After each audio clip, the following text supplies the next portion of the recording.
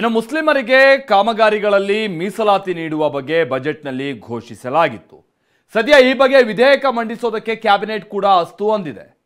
ಆದರೆ ಇದೇ ವಿಚಾರ ಇದೀಗ ವಿರೋಧ ಪಕ್ಷಕ್ಕೆ ಒಂದು ಅಸ್ತ್ರದ ರೂಪದಲ್ಲಿ ಅದು ಲಭ್ಯ ಆಗ್ತಾ ಇದ್ದು, ಮುಸ್ಲಿಮರಿಗೆ ಈ ರೀತಿಯಾದಂಥ ಇವನೇನು ಮೀಸಲಾತಿ ಘೋಷಣೆ ಮಾಡೋಕೆ ಹೋಗಿದೆ, ಅದರಲ್ಲೂ ಕೂಡ ಈ ಟೆಂಡರ್ ಪ್ರಕ್ರಿಯೆ ಇದಕ್ಕೆ ಸಂಬಂಧಪಟ್ಟ ಅಥವಾ ಕಾಮಗಾರಿಗಳಲ್ಲಿ ಇದು ರಾಹುಲ್ ಗಾಂಧಿ ಸೂಚನೆಯಂತೆ ನಡೀತಾ ಇರುವಂಥ ಪ್ರಕ್ರಿಯೆಗಳು ಅಂತ ಬಿಜೆಪಿ ಆರೋಪಿಸ್ತಾ ಇದೆ.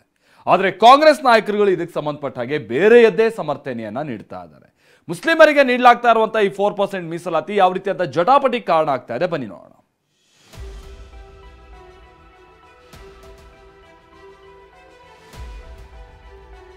ಸರ್ಕಾರಿ ಗುತ್ತಿಗೆಯಲ್ಲಿ ಮುಸ್ಲಿಮರಿಗೆ ಮೀಸಲಾತಿ, ಪ್ರಸಕ್ತ ಅಧಿವೇಶನದಲ್ಲಿ ವಿಧೇಯಕ ಮಂಡನೆ. ಮೀಸಲಾತಿ ಹಗ್ಗದ ಮೇಲಿನ ನಡಿಗೆಯಾಗಿರುವ ಮೀಸಲಾತಿ ಎಂಬ ಜೇನುಗೂಡಿಗೆ ಸರ್ಕಾರ ಮತ್ತೆ ಕೈ ಹಾಕಿದೆ. ಸರ್ಕಾರಿ ಗುತ್ತಿಗೆಯಲ್ಲಿ ಮುಸ್ಲಿಮರಿಗೆ ಮೀಸಲಾತಿ ನೀಡೋದಾಗಿ ಕಾಂಗ್ರೆಸ್ ಸರ್ಕಾರ ಬಜೆಟ್ನಲ್ಲಿ ಘೋಷಿಸಿತು. ಈ ಬಗ್ಗೆ ನಿನ್ನೆಯ ಕ್ಯಾಬಿನೆಟ್ನಲ್ಲಿ ಚರ್ಚೆಯಾಗಿದೆ. 2 ಕೋಟಿವರೆಗಿನ ಕಾಮಗಾರಿಗಳಲ್ಲಿ 4% ಮೀಸಲಾತಿ ನೀಡುವ ಸಂಬಂಧ ಇದೇ ಅಧಿವೇಶನದಲ್ಲಿ ವಿಧೇಯಕ ಮಂಡಿಸಲು ಸಂಪುಟ ಸಭೆಯಲ್ಲಿ ತೀರ್ಮಾನಿಸಲಾಗಿದೆ. ಈ ಬಗ್ಗೆ ಪ್ರತಿಕ್ರಿಯಿಸಿರುವ ಡಿಸಿಎಂ ಡಿಕೆ, ಕೇವಲ ಮುಸ್ಲಿಮರಿಗಷ್ಟೇ ಅಲ್ಲ, ಅಲ್ಪಸಂಖ್ಯಾತರಿಗೆ ಕೊಡ್ತಿದ್ದೇವೆ ಅಂತ ಹೇಳಿದ್ದಾರೆ. ಯಾರು ಹೇಳಿದ್ದು 4% ಮುಸ್ಲಿಂ ಕೊಡ್ತಾ ಇಲ್ಲ, ಅದು 4% ಅನ್ನೋದು ಸುಳ್ಳು. ಅಲ್ಪಸಂಖ್ಯಾತರಿಗೆ ಅಂತ ಇದೆ, ಅಂದ್ರೆ ಎಲ್ಲ ಮೈನಾರಿಟಿ ಅಂದ್ರೆ ಎಲ್ಲರೂ ಸೇರ್ತಾರೆ. ಕ್ರಿಶ್ಚಿಯನ್ಸ್ ಸೇರ್ತಾರೆ, ಜೈನ್ ಸೇರ್ತಾರೆ, ಪಾರ್ಸಿ ಸೇರ್ತಾರೆ, ಸಿಖ್ ಸೇರ್ತಾರೆ, ಎಲ್ಲರೂ ಸೇರ್ತಾರೆ. ರಾಜ್ಯ ಕಾಂಗ್ರೆಸ್ ಸರ್ಕಾರದ ಈ ನಡೆಗೆ ಬಿಜೆಪಿ ನಾಯಕ ರವಿಶಂಕರ್ ಪ್ರಸಾದ್ ಕಿಡಿಕಾರಿದ್ದಾರೆ.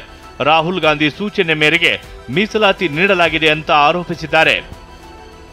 और कांग्रेस पार्टी और राहुल गांधी की सोच कैसी है, ये इसका संकेत भी देती है. Karnataka government in the budget has publicly announced a 4% reservation for Muslims in government contracts. ಒಳ ಮೀಸಲಾತಿ ಕುರಿತು ಚರ್ಚೆ ನಡೆಸಿದ ದಲಿತ ನಾಯಕರು. ಈ ಮಧ್ಯೆ ದಲಿತ ನಾಯಕರು ಸಚಿವ ಎಚ್.ಸಿ. ಮಹದೇವಪ್ಪ ನಿವಾಸದಲ್ಲಿ ಸಭೆ ನಡೆಸಿ ಒಳ ಮೀಸಲಾತಿ ಬಗ್ಗೆ ಚರ್ಚೆ ನಡೆಸಿದ್ದಾರೆ. ಪರಮೇಶ್ವರ್, ಪ್ರಿಯಾಂಕ್ ಖರ್ಗೆ, ಆರ್.ವಿ. ತಿಮ್ಮಾಪುರ, ಮುನಿಯಪ್ಪ ಸೇರಿದಂತೆ ಹಲವು ಸಚಿವರು ಭಾಗಿಯಾಗಿ ಒಳ ಮೀಸಲಾತಿ ಸಂಬಂಧ ಸೂಕ್ತ ತೀರ್ಮಾನ ಕೈಗೊಳ್ಳುವ ಬಗ್ಗೆ ಚರ್ಚಿಸಲಾಗಿದೆ. ಉಪ ಪಂಗಡಗಳಿಗೆ ಮೀಸಲಾತಿ ಕಲ್ಪಿಸಬೇಕು ಅನ್ನೋ ಒತ್ತಾಯ ಆಗಿದೆ.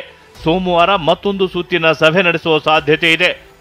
Bureau report, TV9.